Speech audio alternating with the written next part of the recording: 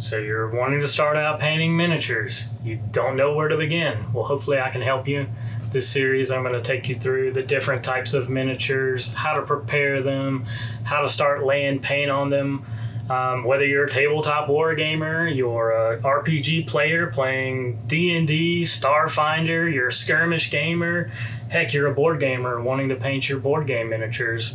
This will get you prepared and get you started laying paint on those miniatures and hopefully introduce you to a relaxing hobby.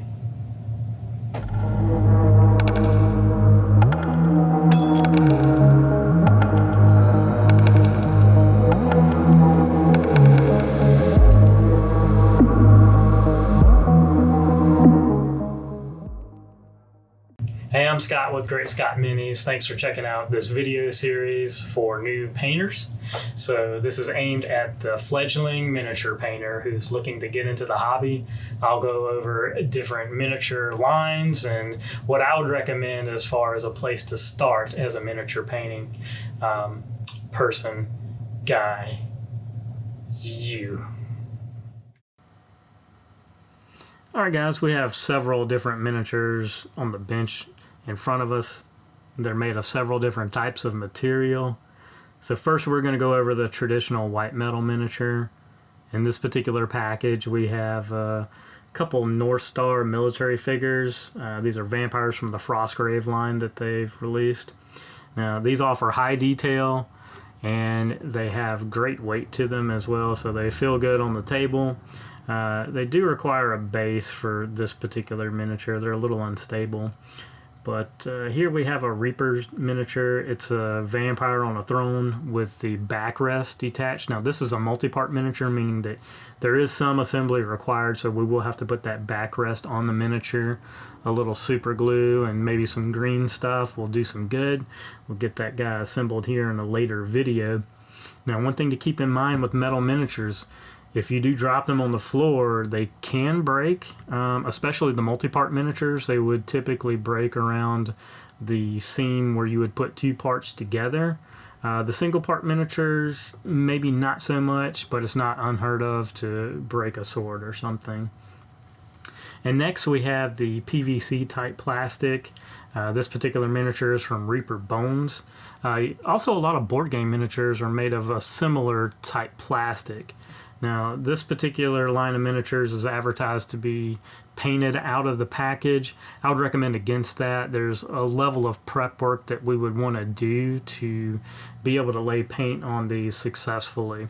This was a miniature line that's been out for quite a few years. They've since revamped some of the formula and have came out with Reaper Bones USA.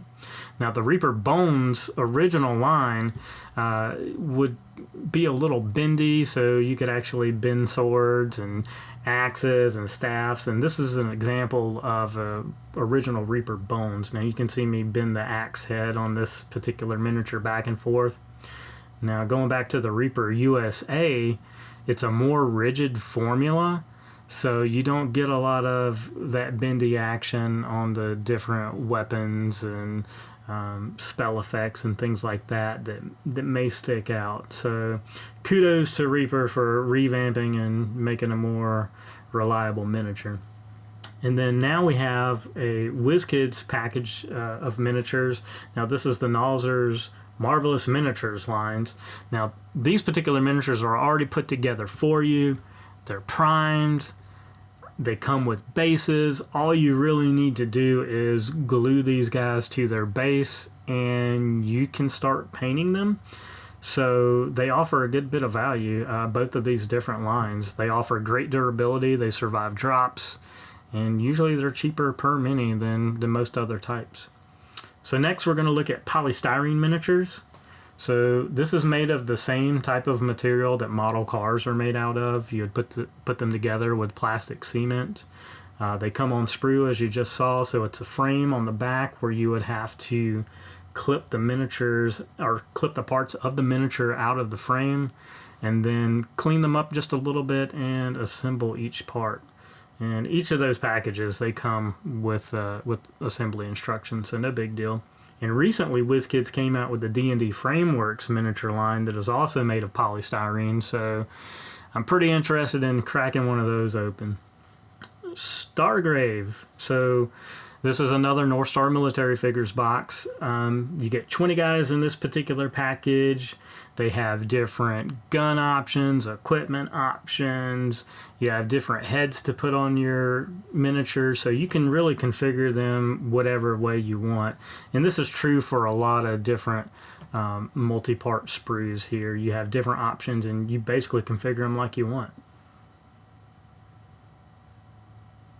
All right, now let's take a look at a resin printed miniature. So this is a 3D printed resin miniature. These are the most fragile, I would say.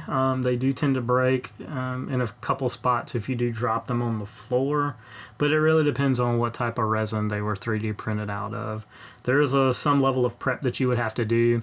Sometimes there's little nubs that you would have to clip off and sand down, and maybe some pock marks that you would need to fill with some putty or maybe help sand down to blend into the miniature. But overall, these are great. You can typically get them off of Etsy or eBay.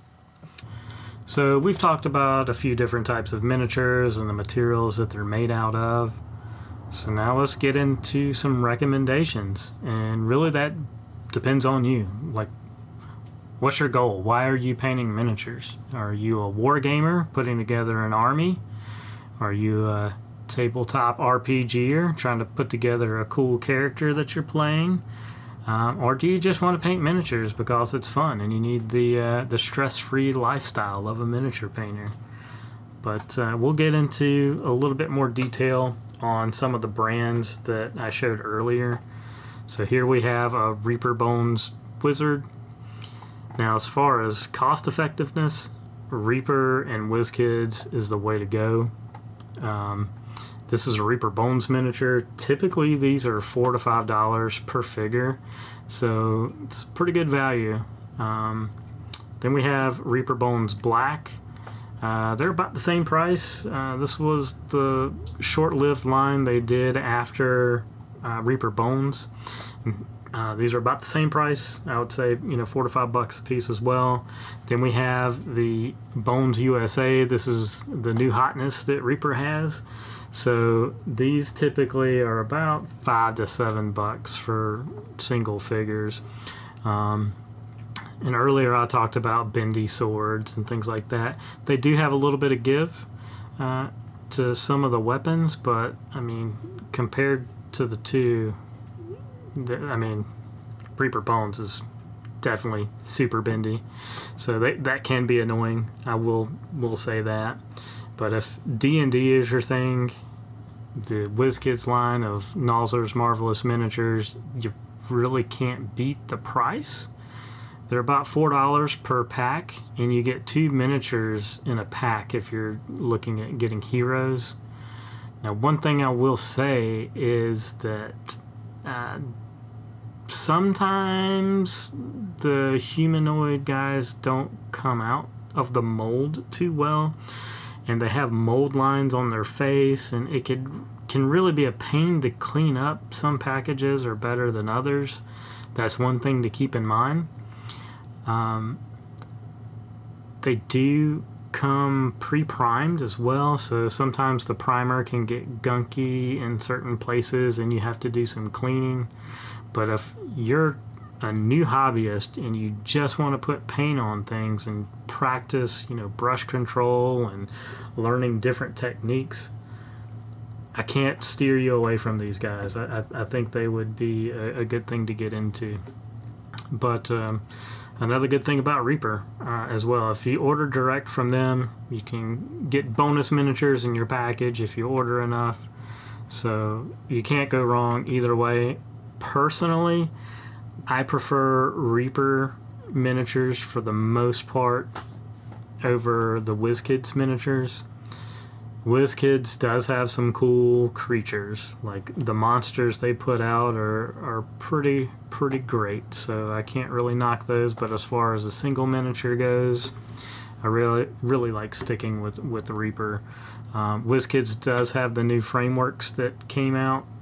that may change my mind, but they're a little bit more expensive, so that will throw some people off. If you're new, stay away from those. You're better off spending your money on art supplies and things like that. But what I don't have here is a polystyrene mini that's not painted. So we do have a Games Workshop Orc here that's painted up. They're a little on the pricey side for wargaming, but if that's your game, you know, and you're looking to get into it, I would probably get one of their starter boxes, or maybe get a box of cheaper units to practice on. But we'll put out a video later on showing how to put polystyrene minis together and getting them based and ready to paint as well. But so far, stick with the cheaper guys, Reaper or WizKids. You know, they're great. They're great. That's all I can say. They're great. Buy them. We'll take a look at the original Bones here. This is a wizard. He's cool. Look at him with his bendy sword.